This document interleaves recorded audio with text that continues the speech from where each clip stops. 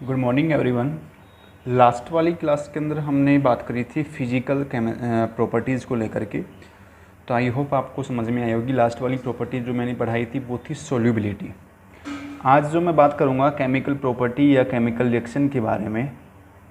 Next जो class हम लेंगे वो क्या लेंगे, केमिकल प्रॉपर्टीज़ एंड रिएक्शन। ठीक है, केमिकल प्रॉपर्टीज़ एंड रिएक्शन।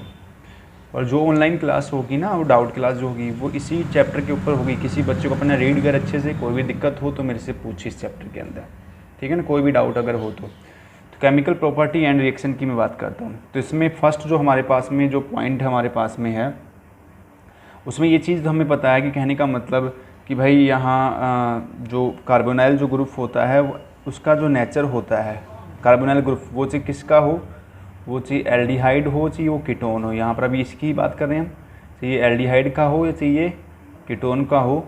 तो इस कार्बोनाइल कंपोनेंट का जो नेचर है वो कैसा है, इलेक्ट्रोफिलिक नेचर है। कैसा है, मैं स्टार्टिंग में पढ़ा चुका हूँ, इलेक्ट्रोफिलिक नेचर वेरी करता है। ठीक है, ये पॉजिटिव चार्ज, ये चार्ज कैसा है, नेगेटिव है पार्शली, जब इसका हम बात करते हैं चार्ज सेपरेशन की। तो इसके अंदर जो फर्स्ट जो हमारी केमिकल प्रॉपर्टी जो होगी वो क्या होगी, वो हमारे पास में है न्यूक्लियोफिलिक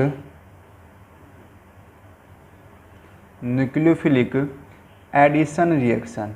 कौन सी होगी, न्यूक्लियोफिलिक एडिशन रिएक्शन के बारे में हम यहाँ पर बात करेंगे। न्यूक्लियोफिलिक एडिशन रिएक्शन के बारे में बात करेंगे, ठीक है। और उसकी यहाँ पर हम देखेंगे मैकेनिज़्म, मतलब इसकी क्या देखेंगे हम, न्यूक्लियोफिलिक एडिशन रिएक्शन की क्या देखेंगे, मैकेनिज़्म के बारे में हम बात करेंगे, ठीक है। एक चीज़ तो हमें पता है कि कार्बोनाइल का जो नेचर है, कार्बोनाइल जो है वो एज ए वर्क करता है किसकी तरह, इलेक्ट्रोफाइल। तो इलेक्ट्रोफाइल है ये, और इलेक्ट्रोफाइल है तो कॉमन सी बात है, इस पर आसानी से न्यूक्लियोफाइल क्या कर देगा, एडिशन कर देगा। तो एडिशन किस तरीके से करेगा, तो उस मैकेनिज़्म को हम यहाँ पर समझेंगे। तो आप देखते हुए चले, देखो हमें पता है कि कार्बोनाइल जो होता है वो प्लेनर फॉर्म में होता है। प्लेनर मतलब किस तरीके से, इस तरीके से होता है, सेम प्लेन है, ये इनवर्ड है, ये आउटवर्ड वाला बॉन्ड है हमारे पास में, ठीक है ना। कार्बोनाइल का इनवर्ड और आउटवर्ड वाला फॉर्म है। तो ये ए है और ये क्या है हमारे पास में, बी है। और ये बात करी हमने चार्ज की, पॉजिटिव चार्ज सेपरेशन कर दिया, ये नेगेटिव पार्शियल वाला हमने इंडिकेट किया अभी, ठीक है। और एक चीज़ हमें और पता है कि यहाँ पर ये जो कार्बन है वो कैसा कार्बन है, sp2 है, क्योंकि देखो ये सिग्मा बॉन्ड, ये सिग्मा और ये क्या है, पाई बॉन्ड।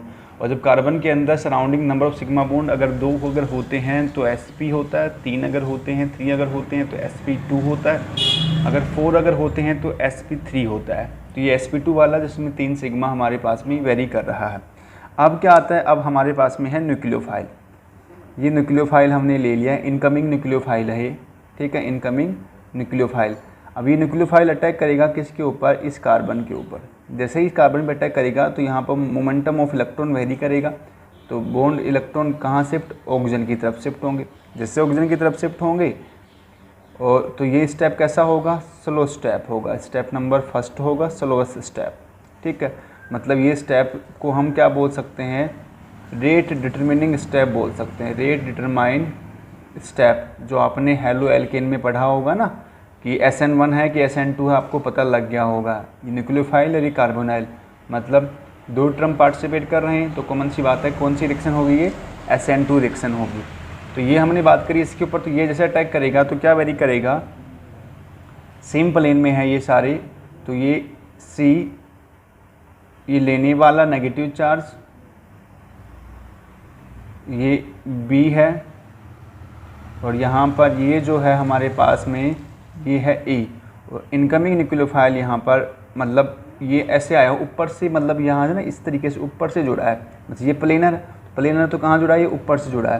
तो ये जो C के तीनों जो बॉन्ड हैं, C के जो तीनों बॉन्ड हैं वो तो इस तरीके से वेरी करके, देखो ये हमारे पास में ये कार्बोनाइल का ये जो पॉइंट है, ये पॉइंट जो है ये C पॉइंट है, ये जो पॉइंट है। तो इसमें देखो एक तरफ O चला गया, एक तरफ A चला गया, और एक तरफ क्या चला गया हमारे पास में, इधर B चला गया। समझ गए मेरी बात को, A और B इस तरीके से। और जो इनकमिंग न्यूक्लियोफाइल है वो कहाँ अटैक कर रहा है, अपर साइड से अटैक कर रहा है, ठीक है, मतलब अबव द प्लेन क्या कर रहा है, वो अटैक कर रहा है, ऊपर से अटैक कर रहा है, तो ऊपर से अटैक कर रहा है तो न्यूक्लियोफाइल कहाँ जुड़ गया, अपर वाली साइड पे जुड़ गया, ठीक है। जैसे अपर वाली साइड पे जुड़ता है तो ये क्या बनता है मेरे पास में, टेट्राहेड्रल इंटरमीडिएट बनता है। टेट्राहेड्रल क्या बनता है, इंटरमीडिएट बना। अब टेट्राहेड्रल इंटरमीडिएट कंपोनेंट के अंदर जो है वो ये कैसा है, रिएक्टिव है, तो इसको स्टेबल करने के लिए क्या करवाया हमने, मीडियम एसिडिक जो है वो हमने वेरी करवाया, मतलब H पॉजिटिव क्या करेगा, इसके साथ में रिएक्ट करेगा, और ये कैसा स्टेप होगा, फास्ट स्टेप होगा सेकंड वाला। तो क्या होगा, ये नेगेटिव चार्ज कहाँ अटैक करेगा, इस H पॉजिटिव आयन पे अटैक करेगा एज ए इलेक्ट्रोफाइल, ठीक है। और ये इलेक्ट्रोफाइल जनरेट है ना इस न्यूक्लियोफाइल के साथ वाला ही है ये, ठीक है। अभी कोई रिएक्शन करवाऊंगा जब मैं आपको दिखाऊंगा न्यूक्लियोफिलिक एडिशन रिएक्शन, उसमें उसी के अंदर जब चार्ज सेपरेशन वेरी करेगा तो उसमें पॉजिटिव पार्ट भी वेरी होगा और नेगेटिव वाला भी। तो पहले नेगेटिव जुड़ा, इन दोनों का डिसोसिएशन होने के बाद में H अलग हो गया तो H जुड़ा फिर, ठीक है। तो ये बात करी हमने CNU,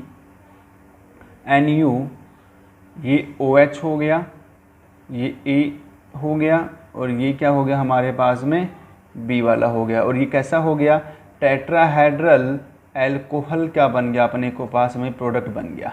और दूसरी खास बात कि यहाँ पर जो चेंजमेंट हुआ है, ये sp2 कार्बन से ये कौन सा कार्बन चेंज हो गया, sp3। तो मतलब ड्यूरिंग न्यूक्लियोफिलिक एडिशन रिएक्शन जो चेंजमेंट होता है ओमेन, वो sp2 कार्बन चेंज हो जाता है sp3 में, मतलब ट्राइगोनल प्लेनर वाला कंपोनेंट चेंज हो जाता है टेट्राहेड्रल के अंदर, ठीक है। तो ये बात करी हमने न्यूक्लियोफिलिक एडिशन की मैकेनिज्म के बारे में। रिएक्शन हम बहुत सारी पढ़ेंगे इसके बारे में, इसके अंदर। तो अभी हमने किसकी बात करी है, न्यूक्लियोफिलिक एडिशन रिएक्शन की मैं बात कर रहा हूँ। दूसरा जो इसका इंपॉर्टेंट टर्म है वो है रिएक्टिविटी, ठीक है। सेकेंड टर्म समझना, रिएक्टिविटी मतलब न्यूक्लियोफिलिक एडिशन रिएक्शन करने में किसकी रिएक्टिविटी ज़्यादा, एल्डिहाइड की ज़्यादा है, कीटोन की ज़्यादा है, या किसकी रिएक्टिविटी यहाँ पर ज़्यादा वेरी करती है, एल्डिहाइड है, कीटोन है, या किसकी वेरी करती है, वो हमें अपने को देखनी है यहाँ पर। तो यहाँ पर कहना क्या है कि बस सर यहाँ पर जो रिएक्टिविटी का जो टर्म है ना, वो यहाँ पर जनरली 2 फैक्टर पे वर्क कर रहा है, ठीक है। अकॉर्डिंग टू NCERT 2 फैक्टर पे वर्क कर रहा है। इसमें पहला हमारे पास में है वो है इंडक्टिव इफेक्ट, ठीक है, या इलेक्ट्रॉनिक इफेक्ट के नाम से भी हम इसको जान सकते हैं, ठीक है। तो कैसे वेरी कर रहा है, देखना आप कि सर यहाँ पर देखो कि मैंने ले लिया एक फॉर्मेल्डिहाइड, ठीक है, अगला ले लिया मैंने एसिटाल्डिहाइड, ठीक है, अगला ले लिया मैंने कीटोन, अगला मैंने ले लिया पेंटेनथ्रियोन, समझ गए ना। तो यहाँ क्या क्या कह रहा है कि सर यहाँ ये कह रहा है कि इधर से इधर आने पर रिएक्टिविटी जो है वो क्या होगी, डिक्रीज होगी। क्यों होगी, क्योंकि इधर से इधर आने पर नंबर ऑफ एल्काइल ग्रुप क्या हो रहे हैं, इंक्रीज हो रहे हैं, ठीक है। नंबर ऑफ एल्काइल ग्रुप अगर इंक्रीज हो रहे हैं तो प्लस आई इफेक्ट जो आपने 11th में पढ़ा था, इंडक्टिव इफेक्ट, वो क्या हो रहा है, इंक्रीज हो रहा है। अगर वो इंक्रीज हो रहा है तो कार्बोनाइल की इलेक्ट्रॉन डेंसिटी इंक्रीज हो रही है, और इलेक्ट्रॉन डेंसिटी अगर इंक्रीज हो रही है तो भाई स्टेबिलिटी जो है वो भी इंक्रीज हो रही है। और अगर डेंसिटी बढ़ रही है और स्टेबिलिटी बढ़ रही है तो कॉमन सी बात है कि यहाँ पर रिएक्टिविटी का जो टर्म है वो क्या होगा, डिक्रीज होगा। मतलब सबसे ज़्यादा रिएक्टिविटी इसकी, फिर यहाँ पर एक एल्काइल ग्रुप जुड़ा तो प्लस आई इफेक्ट, यहाँ पर 2 एल्काइल ग्रुप जुड़े, ठीक है, यहाँ पर बल्कि एल्काइल ग्रुप है पर इन इथाइल का प्लस आई ज़्यादा है किससे, मिथाइल वाले से। तो इस तरीके से यहाँ पर एक टर्म तो ये है। तो सबसे ज़्यादा रिएक्टिविटी, जैसे जैसे कार्बोनाइल के साथ जुड़ने वाले एल्काइल ग्रुप का साइज बढ़ेगा वैसे वैसे रिएक्टिविटी का टर्म भी क्या होगा, डिक्रीज होगा। दूसरा इसी के अंदर हम बात करते हैं, इसका सेकंड जो फैक्टर है वो है स्टेरिक फैक्टर। स्टेरिक फैक्टर किस तरीके से वेरी करता है समझिएगा। बोले सर ये हमारे पास में है फॉर्मेल्डिहाइड, ये मेरे पास में है एसिटाल्डिहाइड और ये मेरे पास में है कीटोन। और भी कोई बड़ा ग्रुप ले लो आप, जैसे मैं थोड़ा बदल देता हूँ, ऊपर मैंने इथाइल लिया था, मैंने अब प्रोपाइल ले लिया, ठीक है, इस तरीके से।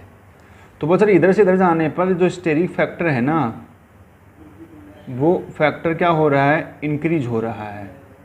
तो इसकी रिएक्टिविटी क्या हो रही है, यहाँ पर डिक्रीज हो रही है। क्यों, किसको लेकर डिक्रीज हो रही है, किसको लेकर डिक्रीज हो रही है, न्यूक्लियोफिलिक एडिशन रिएक्शन को लेकर की रिएक्टिविटी क्या हो रही है, डिक्रीज हो रही है। क्योंकि देखो यहाँ पर H जो है वो स्मॉल ग्रुप है, इसमें एक ग्रुप बल्कि एक छोटा है, इसमें दोनों ग्रुप बल्कि हैं और इसमें ये और बल्कि हो गया। तो यहाँ पर सिंपल सी बात ये है कि इधर से इधर आने पर साइज ऑफ एल्काइल ग्रुप अगर इंक्रीज अगर होगा तो स्टेरिक फैक्टर भी क्या होगा, बढ़ेगा। फैक्टर बोले तो स्टेरिक हिंड्रेंस, इन दोनों के बीच में स्टेरिक हिंड्रेंस आएगा। मतलब यहाँ पर जितना बड़ा ग्रुप वेरी करेगा उन दोनों के बीच में रिपल्सन होगा, और जब इनके बीच में अगर रिपल्सन होगा तो इनकमिंग न्यूक्लियोफाइल यहाँ पर आसानी से अटैक नहीं कर पाएगा। मतलब अगर ग्रुप बड़ा है, अगर यहाँ पर कोई आके अगर जुड़ना चाह रहा है तो इनके रिपल्सन से ये जब आपस में बल्कि ग्रुप आपस में रिपेल करेंगे, तो ये पोजीशन अगर फिक्स होगी ना, तब तो सामने वाले को आसानी होगी ना। भाई ये जो रास्ता है, ये जो इन दोनों उंगलियों के बीच में जो रास्ता है, इस रास्ते में से किसी को जाना है, अगर ये ग्रुप छोटा है अगर है तो आपस में क्या नहीं करेंगे, रिपेल नहीं करेंगे, और रिपेल नहीं करेंगे तो आसानी से इनकमिंग न्यूक्लियोफाइल क्या करेगा, इस पे साथ में रिएक्शन कर लेगा। पर जब ये ग्रुप बड़ा होगा तो यहाँ पर दोनों ग्रुप एक दूसरे के साथ में क्या करेंगे, स्टेरिक रिपल्सन करेंगे। तो ये दोनों एक दूसरे को पास और नज़दीक अट्रैक्शन और रिपल्सन वाली प्रॉपर्टी वेरी करेगी। तो यहाँ पर कॉमन सी बात है, ये रास्ता कभी बंद होगा कभी खुलेगा, कभी बंद होगा कभी खुलेगा। तो यहाँ पर इनकमिंग न्यूक्लियोफाइल जो है वो आसानी से इसके ऊपर अटैक नहीं कर पाएगा, और अगर अटैक नहीं होगा तो कॉमन सी बात है न्यूक्लियोफिलिक एडिशन भी नहीं होगी। तो ये जितना ये जो ग्रुप है दोनों, ये जितने छोटे होंगे तो यहाँ पर न्यूक्लियोफाइल की जुड़ने की टेंडेंसी भी उतनी ही क्या होगी, ज़्यादा होगी। एक चीज़ समझ लीजिए मेरी बात को। तो जितना बड़ा, तो मैंने कहा जितना सिंपल सा टर्म याद रखना है, तो कॉन्सेप्ट मैंने समझाए। सिंपल टर्म क्या रिएक्टिविटी का, जितना साइज ऑफ एल्काइल ग्रुप बढ़ेगा उसकी रिएक्टिविटी उतनी ही कम होगी न्यूक्लियोफिलिक एडिशन रिएक्शन को लेकर के, क्योंकि वहाँ पर दो फैक्टर वेरी करते हैं, एक इलेक्ट्रॉनिक फैक्टर, दूसरा स्टेरिक फैक्टर होने की वजह से ऐसा होता है, और वो मैंने आपको समझाया है। आई होप आपको ये समझ में आया होगा दोनों कॉन्सेप्ट आपको, ठीक है। अब मैं बात करता हूँ तीसरे वाले की। अब जो हमारे पास में थर्ड जो पॉइंट है वो क्या है, कुछ इंपॉर्टेंट रिएक्शन हम पढ़ेंगे यहाँ पर, ठीक है। इंपॉर्टेंट रिएक्शन जो है वो क्या है हमारे पास में, सम नेक्स्ट टर्म है सम इम्पोर्टेंट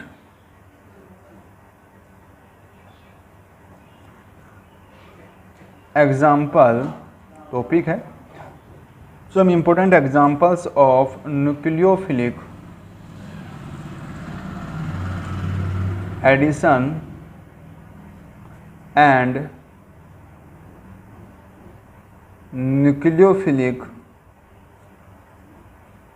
एडिशन और एलिमिनेशन। समझे मेरी बात को, पहले एडिशन फिर क्या होगा एलिमिनेशन। एग्जाम्पल समझाऊंगा सबके मैं। एलिमिनेशन तो दो टाइप की पढ़ेंगे, एक न्यूक्लियोफिलिक एडिशन, दूसरी क्या पढ़ेंगे, न्यूक्लियोफिलिक एडिशन विद एलिमिनेशन पढ़ेंगे। तो हम इसमें फर्स्ट पॉइंट जो हमारे पास में है रिएक्शन के अंदर वो है addition of hydrogen cyanide, hydrogen cyanide, ठीक है। मतलब HCN, चार सेपरेशन, CN स्ट्रॉन्ग न्यूक्लियोफाइल, ये पॉजिटिव। तो कॉमन सी बात है कि वीक न्यूक्लियो कंपोनेंट के अकॉर्डिंग क्या कर रहे हैं हम, इसका हाइड्रोलाइसिस करवा दें बेसिक मीडियम में, तो कॉमन सी बात है एक हमें स्ट्रॉन्ग न्यूक्लियोफाइल हमें क्या होगा यहाँ पर अपने को मिल जाएगा। चाहते तो आप डायरेक्ट भी करवा सकते थे। कैसे, बेसिक मीडियम की प्रेजेंस में, जैसे मेरे पास में HOH क्या है, CN है हमारे पास में HCN, और प्लस में OH का नेगेटिव, तो ये यहाँ अटैक करेगा, ये बाहर हो गया। तो क्या आया मेरे पास में ये और भी स्ट्रॉन्ग न्यूक्लियोफाइल है तो क्या वेरी करेगा, H2O क्या हो गया बाहर, और ये आया मेरे पास में Cn नेगेटिव, जो एक टाइप का ये भी क्या है, स्ट्रॉन्ग न्यूक्लियोफाइल है। ठीक है, ठीक है भाई। तो ये क्या टर्म वेरी करेगा, अब देखो बस ये है मेरे पास में कार्बोनाइल, ठीक है। ये कार्बोनाइल एल्डिहाइड भी हो सकता है और कीटोन भी। तो ये प्लस में ये हमने लिया Cn नेगेटिव, चार्ज सेपरेशन ये पॉजिटिव, और ये क्या है हमारे पास में नेगेटिव वाला है। अब ये न्यूक्लियोफाइल अटैक करेगा इस इलेक्ट्रोफाइल पे, तो ये बॉन्ड यहाँ शिफ्ट हो गया, वही स्लो स्टेप। ठीक है, क्या बना, ये बना CO का नेगेटिव और Cn टेट्राहेड्रल